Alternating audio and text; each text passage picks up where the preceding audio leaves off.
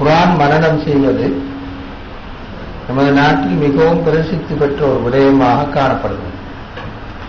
நாட்டில் ஆயிரக்கணக்கான ஹிஃபுல் மதரசாக்கள் காணப்படுகின்றன. ஒரு ஹாஃபில் குடும்பத்தில் 70 பேர்களை அழைத்துக் கொண்டு சுவர்க்கம் செல்வார் என்று கருதி சில பணக்காரர்கள் தமது பிள்ளையை எப்படியாவது ஹாஃபிலாக்க முயற்சிக்கிறார்கள். ஆனால் பெரிய அறிஞர்களோ இதற்கு முக்கியத்துவம் கொடுப்பதில்லை. ஷேக் முகமது அல் கசாலி அவர்கள் ஹாஃபில் வெளியாவதை குர்ஆன் சீடியிடுதல் என்கிறார். நீங்களும் கூட இதை ஒரு பட்டனை தட்டுவதால் செய்து கொள்ள முடியும் என்று சொல்கிறீர்கள். எனவே தயவு செய்து விளக்கம் தரவும். இதை பொறுத்தவரையில் நாங்க ஹதீஸை வச்சு பார்த்தோம். இப்ப எனக்கு எல்லா ஹதீஸையும் சொல்லிக்க டைம் இல்லை. இந்த ஹிஃபுல் செய்வது சம்பந்தமான ஹதீஸ்களை விட ஓதுவதும் குர்ஆனை படித்தல் சம்பந்தமான ஹதீஸ்கள் தான் மிச்சம் கூட.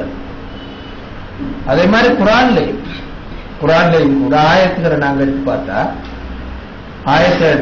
குர்ஆனை படிக்கணும்னு சொல்ற ஆயத்துக்கள் தான் சரி கூட. அதை நேரடியாகவும் மறைமுகமாகவும் சொல்ற ஆயத்துக்கள் தான் நாங்கள் நிறைய காலம். உதாரணமாக குர்ஆன் ஒரு நேர்வழியாகும் ரெண்டு ஆயத்து நிறைய இருக்கு. குர்ஆன் உங்களுக்கு தெரியும், நானே சொல்ல தேவையில்லை. குர்ஆன்ல முதலாவது சூறாலே நீக்கும் சிராத்தல் முஸ்தகீம் சொல்றேன், நேரான பாதையை காட்டுவாயாக சொல்றேன். இரண்டாவது சூறாலே முதலில் முத்தகீம் தக்வா உள்ளவர்களுக்கு வழிகாட்டுவதாக சொல்றேன். அதே இரண்டாவது சூரத்துல் பக்கரால இந்த நோம்பு பத்தி வார ஆயத்துல முதலில் நாசி உபைனாத்தி மினல் ஹுதா மனிதர்களுக்கான வழிகாட்டல். இப்படி நிறைய இடங்கள் இந்த வழிகாட்டல் என்ற சொற்பிரயோகத்தினூடாக அல்லாஹ் என்ன சொல்ல வர வழிகாட்டல விலங்காட்டி வழிகாட்டலாது இல்லை, விலங்காட்டி வழிகாட்டல் சொல்லிடுறாங்க. ஒரு நாள் அது சொல்ற சட்டங்கள், அது சொல்ற போதனைகள், அது சொல்ற கட்டுப்பாடுகள், அது சொல்ற ஒழுக்கங்கள், இதை விலங்காட்டி அது ஒரு நாளும் நாங்க வழிகாட்டல் சொல்ல மாட்டோம். எனவே வழிகாட்டல் என்ற சொற்பிரயோகத்தை குர்ஆன் நிறைய இடங்கள்ல குர்ஆன்ல ஒரு தொகை இடங்கள்ல சொல்வதனால அல்லாஹ் படிக்கணும், குர்ஆனை வாசிக்கணும், படிக்கணும் என்ற கருத்தை தான் வலியுறுத்துற. நேரடியாகவும் குர்ஆன்ல பல ஆயத்துகள் அந்த கருத்தை விளங்கப்படுத்துற ஆயத்துகள் பல இடங்கள் இருக்கு. அப்பலாயத்து தப்பருன குர்ஆன அம்மலா குலூபின் அக்பாலுஹான் வார மாதிரியான ஒரு தொகை வசனங்கள் குர்ஆனை நேரடியாக விளங்கணும் என்ற கருத்தை வலியுறுத்துற வசனம். திரும்ப குர்ஆன் இறங்கின அமைப்பை பார்த்தா இது சரி தெரியும். குர்ஆன் எப்படி இறங்கிச்சது என்று நாங்க பார்த்தால் இது மிகவும் தெளிவான. ஒரு நாளும் அல்லாஹ் குர்ஆனை ஃபுல்லா அப்படியே இறக்கிவிட்டு பாடமாயிக்கொள்ளுங்கன்னு சொல்ல. குர்ஆன் ஃபுல்லா இறக்கி நீங்க பாடமாயிக்கொள்ளுங்க, அதை வாய்ச்சு கொள்ளுங்கன்னு சொல்லல. எப்படி அல்லாஹ் இறக்குன்னா கொஞ்சம் கொஞ்சமா இருக்கு. நிகழ்ச்சிகளுக்கு ஏற்ப, பிரச்சனைகளுக்கு ஏற்ப, கேள்வி பதில் சொல்வதற்காக, அல்லது ஒரு குறிப்பிட்ட யுத்தம் நடந்தோன்னு அதிலிருந்து படிப்பினைகள் சொல்வதற்காக இப்படித்தான் இருக்கு. பதில் யுத்தம் நடந்ததுக்கு பிறகு உதாரணமா சூரத்துல் அன்பால் இறங்கி பதில் யுத்தத்துல உங்களுக்கு பெறக்கூடிய படிப்பினைகள் என்னன்னு சொல்லி இப்படி நிறைய சூறாக்கள். நான் உதாரணம் சொல்ல தேவையில்லை, உங்களுக்கு அது தெரியும் நான் நினைக்கிறேன். குர்ஆன் இறங்கின அமைப்பே விளங்குறது. ஒரு சஹாபி கேள்வி கேட்டால் பதிலாவது யஸ்அலூனக அனில் அன்ஃபால் என்று கேட்டால், அல்லது யஸ்அலூனக அனில் மஹீத் என்று கேட்டால், அல்லது யஸ்அலூனக மாதா யுன்ஃபிகூன் என்று இப்படி நிறைய யஸ்அலூனக உம்மிடம் கேட்கிறார்கள் நிறைய இடங்கள்ல குர்ஆன் இருக்கு. சூரத்துல் பக்கரால தொடர்ந்து 7-8 ஆயத்தில் யஸ்அலூனக என்றே போகும். அப்ப எனவே அந்த கேள்வி பதில அல்லது நிகழ்ச்சிகளை பின்னணியாக கொண்டு, அல்லது யுத்தங்களை பின்னணியாக கொண்டு இப்படித்தான் குர்ஆன் இறங்கி. அப்ப இறங்கின அமைப்பை எதை காட்டுதென்றால் விளங்கணும், விளங்குவதுதான் அல்லது விளங்குவதுதான் குர்ஆன் அடிப்படையான விஷயம் சொல்லும். அப்ப எனவே விளங்குவதை விட்டு குர்ஆன் நாங்க மற்ற விஷயங்கள்ல ஈடுபாடு காட்டினால் அப்ப அது பிழை. இதை விட முக்கியத்துவம் கொடுத்தாரு. பிழை அல்ல, பாடமாக்குற பிழையும் அல்ல, ஓடுற பிழையும் அல்ல. ஆனா இதை விட அதுக்கு முக்கியத்துவம் கொடுத்தா தவறு. விளங்குறதை விடவும் ஹிஃபுல் செய்யறதுக்கு முக்கியத்துவம், விளங்குறதை விடவும் தஜ்வீத் படிக்கிறதுக்கு முக்கியத்துவம் கொடுத்தா இப்ப அது உண்மையா சந்தேகம் இல்லாம தவறு. விளங்குறதான் பஸ் என்றது நாங்க குர்ஆன்ல இருந்தும் ஹதீஸ்ல இருந்தும் நேரடியாக விளங்குற ஒரு விஷயம். இரண்டாவது விஷயம் என்னன்னா, சஹாபாக்கள் எல்லாருமே மரணமிட்டார்கள் என்று சொல்ல ஒரு குறிப்பிட்ட ஒரு குரூப்புக்கு மட்டும்தான் குர்ஆன் மனனம் இருக்கு.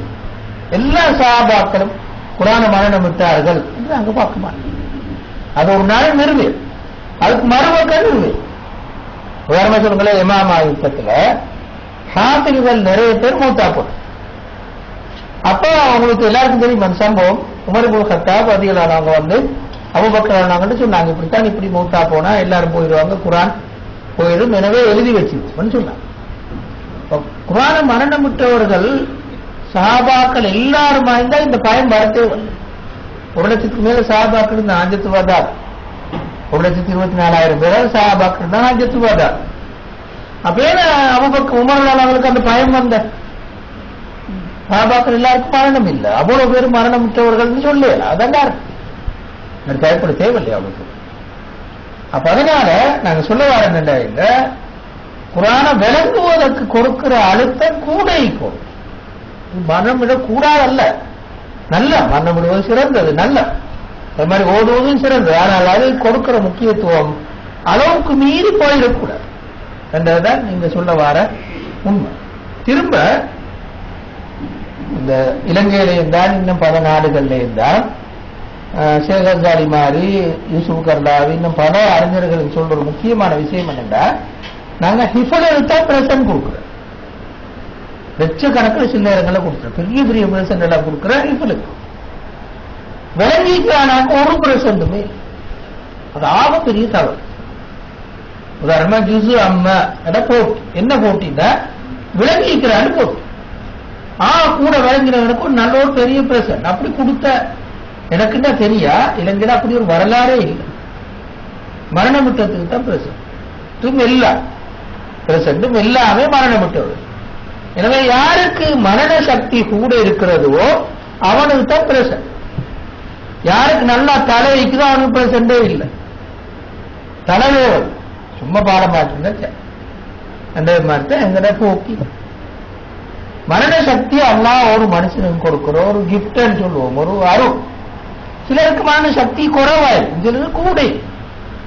அறிவு தரம் சிலர்கிட்ட கூடிக்கும், சிலருக்கு அறிவு தரம் குறையும், மன சக்தி கூட இருக்கும். அப்ப எல்லாரையும் பாடமாக்க போட்டால் அவனுக்கு கேள உண்மையாவே அவனுக்கு கேள. ஏன்னா அவன மன சக்தி குறவு, சுருக்க பாடம் வராது. அதுவும் அடுத்த முக்கியமான இன்னொரு விஷயம், நீங்க எப்படி விலையும் கொண்டீங்க தெரியாது சொல்லணும் நான் சொல்றேன். நிறைய ஹாஃபில்களுக்கு இப்ப பாடம் இல்லை, மறந்து. இது உண்மையோ ஒத்துக்கொள்றீங்களோ இல்லையோ தெரியா. ஹாஃபில்கள் எல்லாரையும் கூப்பிடுவோம், இலங்கையில் ஒரு 1000 ஹாஃபில்கள் எல்லாரையும் கூப்பிடுவோம் சொல்லுவோம். நிறைய பேருக்கு மறந்து. ஏன்னா பிராக்டிக்கலி அதுக்கு ஒரு இடம் கொண்டு இல்லை.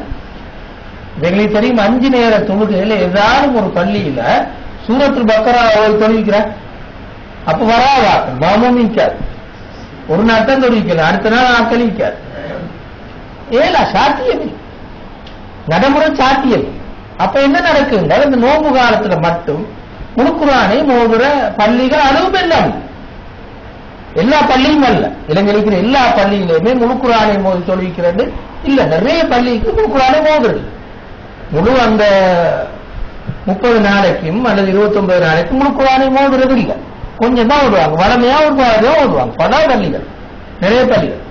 இன்னொரு பிரச்சனை என்னண்டா, அப்படித்தான் ஓதுற பள்ளியிலே யார் எடுக்கிறன்னா குரல் நல்லா இருக்கும், அந்த ஹாஃபில தான் இருக்கு. அப்ப வருவாங்க ஆக்கள், இல்லை வரமாட்டாங்க. அழகான குரல் வளமுள்ள ஆக்களை தான் எடுத்து வரவேற்பாங்க. அப்ப நிறைய ஹாஃபிலுக்கு தொழிலே இல்லை. தொழில்டா பிராக்டிஸ் பண்றதுக்கு ஒரு வழி ஒன்று இல்லை. எனவே என்ன இருக்கும்னா கொஞ்சம் காலத்துல மறந்துடுவார், எல்லாரும் அவங்களையும் மறந்து போயிருப்பான்.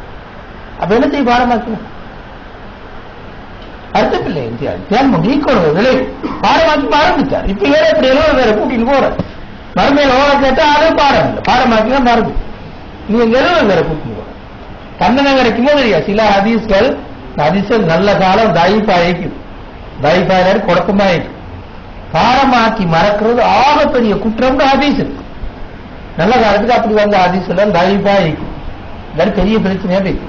இதை எல்லாரும் மறக்கிற நிறைய பேர் இலங்கையில பாடமாக்கினதுல நான் நினைக்கிறேன் ஒரு 60% மேல மறந்து. ஏன்னா அவரு இபுல் மதரசா கொஞ்சம் தான் நிற்கும். ஆப்பிள் எல்லாருக்கும் இபுல் மதரசா போறதுக்கு ஏழாத அப்ப மறக்கிறது. அப்ப என்னத்தை பாடம் மாற்று இவர் எப்படி 70 பேரை கூட்டி சொர்க்கத்துக்கு போற இவருக்கே இடமா இருக்கு. அப்ப இது ஒரு சிக்கல். அதை விட மோசம் என்னென்றால் பெண்கள் ஹிஃபுல் மதரசா, இது அதை விட மோசம். ஏனென்றால் அவங்களுக்கு அதாரம் இல்லை. நோன்பு காலத்தில் யாரும் தொழுகை கிளம்பிக்கு அவங்களுக்கு முழுக்குறானே போது இல்லை. யாரும் ஒரு ஹாபிலான ஒரு பெண் எங்கேயாரும் ஒரு இடத்துல தராவையும் முழுக்குறானே மோதி தொழுவிச்சண்டு இலங்கையில் ஒரு இடத்தை காட்டுங்களேன், ஒரு இடம் கூடு அப்ப எப்படி செய்யறவங்க பெண்கள் இடத்துக்கு எப்படி செய்யணும்? இவள் செஞ்சு முடிச்சா மறந்தாச்சு. கல்யாணம் முடிச்சோட வைத்தது எல்லாம் கல்யாணம் முடிச்சு 2 புள்ளால் பிறக்கிறது இஃபுல் எல்லாம் போயிடுச்சு. என்னத்துக்கு இஃபுல் மதரசா? சும்மா காசு அந்த காசுக்கு செய்ய வேண்டிய வேலைன்னு ஒரு தொகை, சமூக ரீதியான வேலைன்னு ஒரு தொகை எத்தனையோ ஆயிரக்கணக்கில் எத்தனையோ வேலை. அப்ப பெண்களை ஹாபிலாவாக ஆக்குற போல அநியாயம் வேறொன்று ஏன்னா ஒன்றும் இல்லை, பயன்பாடு ஒன்றும் இல்லை. ஒரு 2 வருஷத்துக்கு 3 வருஷத்துல எல்லாம் மறந்து ஜுசு அம்மா மட்டும் மிஞ்சு தனியா தொழுதா கூட முழு சூரத்துல் பக்கராய் போது தொழுறு ஒரு மனுஷனால விலங்கலிக்குமான எனக்குதான் சந்தேகம். அப்படி யாரு? அப்ப என்ன நடக்கும்? சுபரா மறக்கும், எல்லாம் மறக்கும். அப்ப பெண்கள் படிச்சு செஞ்சு என்ன புண்ணிய? ஒரு புண்ணியம் மறக்க மாட்டேன்னா வேற என்ன ஒண்ணு கொஞ்சம் அர்த்தம் அப்படியே மறக்கும். அதனால ஹிஃபுல் மதரசாட தேவை என்னன்னு சொல்லுங்களேன். தேவை என்ன? தேவை சொல்லக்கூட கஷ்டம். நோன்பு காலத்தில் தொழிலிக்கிறது மட்டும்தான் வேறும். அப்போ சின்ன ஒரு கிரௌடிங் தான் போகும், பெரிய தொகை தேவையில்லை. இவ்வளவு மதரசாக்களோ இவ்வளவு இதுகளோ பெண்களை ஹாஃபிலாக்குறதோ இல்லை சும்மா அநியாயமான தேவையில்லாத செலவு. அதாவது எங்களுக்கு ஒன்றுமே இல்லாட்டி ஆட்சி இல்லை, எல்லாமே அழகா இருந்து எங்களுடைய ஸ்கூலெல்லாம் நல்லா ஆக்கி மதரசால நல்லா ஆக்கி வறுமை பிரச்சனைகள் ஒன்றுமே எங்கள்கிட்ட கிடையாது. எல்லாமே எல்லாம் அழகாயிருக்கு. காசு தேவையும் இல்லை, மிஞ்சுது காசு நிறைய. மிச்சமுள்ள காசு இவள் வைப்போம் சொன்னா பரவாயில்ல. இது 1000 பிரச்சனைக்குள்ளால வாழ்றோம். அவளுக்கு இவ்வளவு செலவழிச்சா ஈக்கிற காசு எல்லாம் சேர்த்து. அப்ப அதனால ஹிஃபுல் மதரசா நான் என்னுடைய சொந்த அபிப்பிராயப்படி சும்மா அநியாயம். அது என்ன செய்ய நல்ல ஹிஃபுல்ல திறமையான பிள்ளைகளை எடுத்து அவங்கள மட்டும் ஹிஃபுல் செய்ய வச்சா பரவாயில்ல. ஏன்னா அவருக்கு மறக்கவும் மாட்டாரு அந்த ஹிஃபுல் சக்தி கூட. பின்னால காலத்திலையும் அவர் நல்லதா தொழுவிச்சிருந்து நோம்பு காலத்திலேயாவது நல்லா அழிப்பார். அப்ப அந்த வகையில நான் நினைக்கிறேன் இது சும்மா சமூகத்துடைய சல்லிய வீணாக்குற வேலைகள்ல ஒன்றுதான் இந்த ஹிஃபுல் மதரசாக்கள் என்பது என்ன சொந்த அபிப்பிராயம். ஏற்றுக்கொள்ள எடுத்துக்கோங்க, கஷ்டமா இருந்தாலும் அதுதான் உண்மை. அதுலயும் குறிப்பாக பெண்கள் மதரசா என்ன தைக்கிச்சு இப்ப இந்த நோக்கத்தோட இப்ப இங்க சொன்ன 70 பேரை கூட்டிங்க சொர்க்கத்துக்கு போற மறந்துருப்பேன், இடையில மறந்துடும் பெரும்பாலும். அப்ப எப்படி 70 பேரை கூட்டிட்டு போற மறுமையை எழுப்பிட்டோன்னு இங்க ஆப்பிளான்னு பார்த்தா எல்லாம் மறந்து. அப்ப எப்படி கூட்டிட்டு போக கரெக்டா. இன்னொன்று கவனமா நாங்க வரங்கோம். இந்த பாருங்க, ஒரு ஆள் ஹாப் வச்சுக்கொள்வோமே, ஒரு ஆள் ஹாப். ஆனா ஒரு குடும்ப உறவெல்லாம் குறைப்பொண்டு வச்சுக்கணும். குடும்ப உறவெல்லாம் வாப்போடைய நல்லமில்லை, உம்மோடைய நல்லமில்லை, சகோதர சகோதரி சண்டை. இவர் குரான மனனம் என்ற ஒரே காரணத்துக்காக சொர்க்கத்துக்கு போவாரா? எங்கோ தெரியும். குரான மனனம் என்றது எவ்வளவு கூட கொண்டு போனாலும் சுண்ணத்தை தவிர வேற ஒன்று வாஜிப் வாஜிப் அல்ல குரான மரணம். இது எல்லாரையும் கருத்து, அனைத்து இமாம்களுடைய கருத்து சும்மா குரான மரணம் பண்றது வாஜிப் மட்டும். இந்த சுண்ணத்து மட்டும் சூரத்துல் ஃபாத்திஹா மட்டும்தான் வாஜிப். ஏன்னா குரான் ஓடணுமே தொழுகையில், அதனால வாஜிப், இல்லாட்டி அதுவும் வாஜிப் இல்லாம போய். அப்ப ஆனால் குடும்ப உறவை வச்சுக்கொள்றது ஒரு எந்த மதபுடைய கருத்து வேறுபாடு இல்லாம வாஜிப். சுண்ணத்தை செஞ்ச மனுஷன் வாஜிப விட்டா ஒரு சொர்க்கத்துக்கு அபோவார். சும்மா அநியாயமா அந்த பிள்ளையா விளங்கினதான ஹராத்துகளை செஞ்சு கொண்டு உள்ள அநியாயங்கள் நான் செஞ்சு கொண்டு குடும்ப உறவை முடிச்சு எல்லாமே பிரச்சனை. இந்த ஹாபில் ஒரே காரணத்தால அவரு சொர்க்கத்துக்கு போறதே சந்தேகம். இந்த மாதிரி பாவங்களை செஞ்சு கொண்டு இல்லை. இன்னும் 70 பேர் எங்க கூட்டிங்க அவர் போவா நம்ம போறாது, அது கூட 70 பேர் சேர்க்கிற. அதனால அதை மட்டும் வச்சுக்கோங்க. இவள் செஞ்சால் அவர் சொர்க்கத்துக்கு போவார். அப்படி இல்லை, இப்படி செஞ்சால் சொர்க்கத்துக்கு போறாரோ இல்லையோ அது ஒரு பக்கம் இருக்க, அழகான மனுஷனா வாழ்ந்தார், அழகா வாழ்ந்து ஏண்ட பிள்ளைய நான் ஒரு நல்ல இஸ்லாமியனாக வாழ வச்சு அவருக்கு இஸ்லாமிய அறிவை கொடுத்து இஸ்லாமிய ரீதியான பண்பாடுகளை கொடுத்து வளர்த்துட்டால் இப்படி ஒரு சொர்க்கத்துக்கு போயிடும். எப்படி இந்த புள்ள துவாக்கு வாப்பா அவன் செய்யற எல்லா நன்மைக்கும் வாப்பாக்கு நன்மை வந்து சேரும். இப்ப போவார். இவ்வளவு மட்டும் செஞ்சு கொடுத்தால் அவனோட பண்பாடு, அவனோட வாழ்க்கை, அவனோட எதிர்கால வாழ்வு இதெல்லாம் பொருட்படுத்தாம இவ்வளவு மட்டும் செஞ்சு கொடுத்தால் இப்போ போவார்ன்றதுக்கு என்ன என்ன உத்தரவாதம் உண்டு? இரண்டாவது சுண்ணத், அது ஒரு சுண்ணத்தான வணக்கம். இவள் செய்யறது சுண்ணத்தான வணக்கம். ஒரு சுண்ணத்தான வணக்கத்தால ஒரு நாளும் கடமைகளை நாங்க கூட கணிக்க.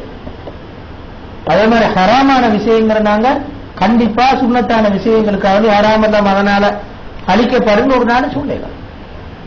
பரவாயில்ல ஹதீஸ நாங்க எப்படி விலகி கொள்ளணும் என்றால் இமாம்கள் சொல்றது போல எப்படி நாங்க விலகி கொள்ளணும்னா யாரு குர்ஆன மரணம் விட்டு கருத்தை விளங்கி நடைமுறையிலையும் கொண்டு வந்தாரோ அவருக்கு தான் இந்த தகுதி. அப்படி இல்லாட்டி ஒரு நாளும் அவருக்கு அந்த தகுதி கிடைக்கப்படும். அவரே ஒழுங்கு இல்லாட்டி எப்படி தகுதி கிடைக்கும்? அவர் சொர்க்கத்துக்கு போறே சண்டு இன்னும் 70 பேர் எப்படி அவர் கூட்டு போகிறார்? அதனால அந்த ஹிஃபுல் சம்பந்தமாக நான் கவனத்தில் கொள்ள வேண்டிய விஷயம் இதை கடைசியா ஒரு விஷயத்தை சொல்லி முடிப்போம். நாங்க எதை யோசிக்கணும் என்றால் இந்த எங்க நர்சரி ஸ்கூல்ல இருந்து A-level வரை குர்ஆனை படிப்பிக்கிறதுக்கு ஒரு மெத்தட் இருக்குமா? அதாவது நம்ம நர்சரியில இருந்து இப்ப வச்சுக்கொள்ளுங்க, நான் சும்மா ஒரு அபிப்பிராயம், நீங்க இதை ஏற்றுக்கொள்றோம் மறுக்கிறோம் அது எனக்கு அவசியம் இல்லை, விஷயத்தை மட்டும் நான் சொல்றேன். எங்கட குர்ஆன் மதரசாக்களி ஒரு புள்ள 4 வயசுலயோ 5 வயசுலயோ குர்ஆன் மதரசா போய் பாஸ் அவுட் ஆகும். இன்னும் 5 வருஷத்துல பாஸ் அவுட் ஆகும்னு வச்சுக்கொள்ளும். 5 வருஷத்துல பாஸ் அவுட் ஆகிற நேரம் அந்த புள்ளைக்கு ஒரு சூறாக்கு கூட பொருள் தெரியும். பொருள் தெரியுமா? மிக பெரும்பாலான மதரசாக்கள் 100க்கு நான் நினைக்கிறேன் 98 வீதமான மதரசாக்கள் குர்ஆன்டா என்ன தெரிஞ்சு அந்த பிள்ளைக்கு ஓடின 5 வருஷம் குர்ஆன்டாவே என்ன தெரிஞ்சு.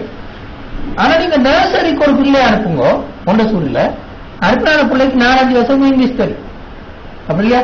கொஞ்சம் இங்கிலீஷ்ல அந்த பாட்டுகள் எல்லாம் தெரியும், அது பொருளும் தெரியும், பொருளும் தெரியும். அந்த இங்கிலீஷ் புத்தகம் சரியான கவர்ச்சி ஆயிருக்கு பாக்குறது. நர்சரி ஸ்கூல் பிள்ளைங்க புத்தகம் படமெல்லாம் போட்டு நல்லா அழகா இருக்கு. அந்த பிள்ளைக்கு அந்த புத்தகத்தோட சரியான இறக்கம் அழகா பாதுகாத்தெல்லாம் வச்சுக்கோ. குர்ஆன் மதரசா பிள்ளைக்கு ஏன் ஒன்றுமே தெரியா அவுட் ஆகிற நேரம் ஓர மட்டும்தான் தெரியும். தஜ்வீதும் ஒழுங்கா இல்லை பல மதரசாக்கள், சும்மா ஓர மட்டும் தெரியும். அந்த புத்தகத்துல ஒரு விதமான கவர்ச்சியுமே இருக்காது. அந்த பிள்ளைக்கு அந்த புத்தகத்தோட இறக்கம் இல்லை. உங்களுக்கு தெரியும் எங்கிற காலத்துல நாங்கெல்லாம் நீங்கெல்லாம் சின்ன பிள்ளையா இருக்கிற காலத்துல ஸ்கூலுக்கு போறதுக்கு கலர் இல்லை, போயிடும் ஓர போ கலவு இல்ல, ஓர போ வெறும். இன்னொரு மாதிரி சொன்னா ஓர போ வெறும். அது இருக்கிற பெரும்புதான் பெரும்பாலும் ஞாபகம் பாரு. அப்போ ஓர போறது அந்த ஓதுறது சரியான ஒரு வகையான வெறுப்புணர்வு தான் இது. அது இன்னைக்கு வரை இன்னும் குறையில்லை, இன்னும் அப்படி பல இடங்கள் இன்னும் அப்படி கொஞ்சம் மதில் சாக்குறதா இது தப்பி கொஞ்சம் நல்ல. நான் சொல்றேன் என்றால் அந்த 5 வருஷத்திலே 2 விஷயங்களுக்கு 3 விஷயங்களுக்கு முக்கியத்துவம் கொடுத்து சிலபஸை தயாரிக்க பிச்சை. ஒன்று குர்ஆன் ஓதுதல், 2வது குர்ஆனை தஜ்வீத் முறைப்படி ஓது, 3வது பிறந்து. இந்த 3ஐயும் எப்படி சாதிக்கலாம்னு பார்க்க. மற்ற விஷயங்கள் எடுங்களேன். இப்ப உதாரணமா துஆக்கள் பாடமாய் கொடுக்கிறது என் அபிப்பிராயம், நீங்க ஏற்றுக்கொண்டோ இல்லையோ, நான் சும்மா கருத்து சொல்றேன். துஆக்கள் பாடமாய் கொடுக்கிறார் வாஜிபா. அந்த துவா எங்களுக்கான வாஜிபா. சின்ன பிள்ளைய விடுங்கள, ஒரு ஆள் துவா ஓதலன்னு வைங்களேன் பாவமாயிலை படும் ஒன்றே நீ படாது. அப்படித்தானே அந்த துவா நாங்க பாடமாக்குறோமே. 1 போற நேரம், 2 போற நேரம், அங்க போற நேரம், இங்க போற நேரம், தூங்குற நேரம், சாப்பிட ஆரம்பத்துல பிஸ்மில்லா, எல்லாம் மறந்தா பிஸ்மில்லா, எவ்வளவு ஆக்குறவங்க சொல்றோமே, இதெல்லாம் வாஜிபா. அப்பே அந்த அழுத்தம் அதுக்கு குர்ஆன் மதரசாக்கள் அது பாட முன்னாடி குர்ஆன் மதரசாவே இல்லாத மாதிரி அவ்வளவுக்கு அதுக்கு முக்கியத்துவம். இதுக்கு ஒரு முக்கியத்துவம், குர்ஆனை கொஞ்சம் விலை கொள்ளட்டுமென்றதுக்கு ஒரு முக்கியத்துவம். சின்ன பிள்ளைக்கு என்ன படணும்? அல்லாஹ் பத்தி வரணும், மர்ம நாளை பத்தி ஒரு எண்ணம் கொண்டு இருக்கும், ரசூலுல்லாஹ் பத்தி கொஞ்சமான தெரிஞ்சிருக்கும். அப்படித்தான் இந்த விஷயங்கள் எப்படி சாதிக்கலாம்? அதுக்கு குர்ஆன் மசாலா அர்த்தம். எதுக்கு அர்த்தம்னா பொருள் விளங்காது துஆ பாடமிடுதல். திரும்ப இந்த அல்லாஹ்வுடைய அஸ்மாவுல் ஹுஸ்னா, அல்லாஹ்வுடைய அஸ்மாவுல் ஹுஸ்னாவல பாடமா என்னத்துக்கு இதுங்களே? வாஜிபா? அந்த சின்ன பிள்ளைக்கு அஸ்மாவுல் ஹுஸ்னா பாடமா, எங்களுக்கே வாஜிப் இல்லை, அப்ப அந்த பிள்ளைக்கு எங்க வாஜிபா? அதெல்லாம் எடுத்து போட்டு இது மூணுக்கும் அர்த்தம் கொடுத்து சிலபஸ் அமைச்சா எவ்வளவு நாள். உதாரணத்துக்கு வச்சுக்கொள்ளுங்களேன், இப்ப சூரத்துல் ஃபீல் இருக்கு. சூரத்துல் ஃபீல் அப்படி எழுதி அந்த புத்தகத்தில் உதாரணத்துக்கு யானை படையை கீறி பறவனை போட்டு கல்வி வீசுற மாதிரி காட்டினா இது மாதிரி நிறைய சூறாக்கள் அமைச்சு அப்படி ஒரு சிலபஸை தயாரிச்சு அது படிக்கிறது. குர்ஆன் ஓதுறதுக்கு இந்த தஜீத் முறைப்படி ஓதுறதுக்கு இன்னொரு புத்தகம் அமைச்சால் எவ்வளவு நல்லா இருக்கும். பாஸ் அவுட் ஆகி வாழ நேரத்தில் அந்த பிள்ளை குர்ஆனை பத்தி ஒரு கருத்து ஒன்று இருக்கும். குர்ஆன்ல வார சில சூறாக்களை பத்தி ஒரு விஷயம் ஒன்று வளரும், இன்னும் ஒரு கருத்து ஒன்று வளரும். இப்படி செய்யலுமா இருந்தால் எங்களோட மதரசாக்கள் அழகா இருக்கு. பிள்ளைகளும் பாஸ் அவுட் ஆறு. அடிப்படை மனப்பதிவு தானே பிறகும் பாதிப்பை ஏற்படுத்தும். அல்லாஹ் பற்றிய மனப்பதிவு, மறுமனால பற்றிய மனப்பதிவு இருந்தால் நல்ல அழகா அந்த புள்ள அவுட்டா. அதனால இந்த மரணம் விடுதல் இதெல்லாம் ஒரு பக்கம் இருக்கா. இப்படி எங்களை குர்ஆன் மதரசாக்களை மாற்றலுமாக இருந்தால் பெரிய ஒரு விஷயம், ஆக சிரமமான விஷயம். ஆனா அப்படி செய்யலுமாக இருந்தால் மிச்சம் நல்லா இருக்கு.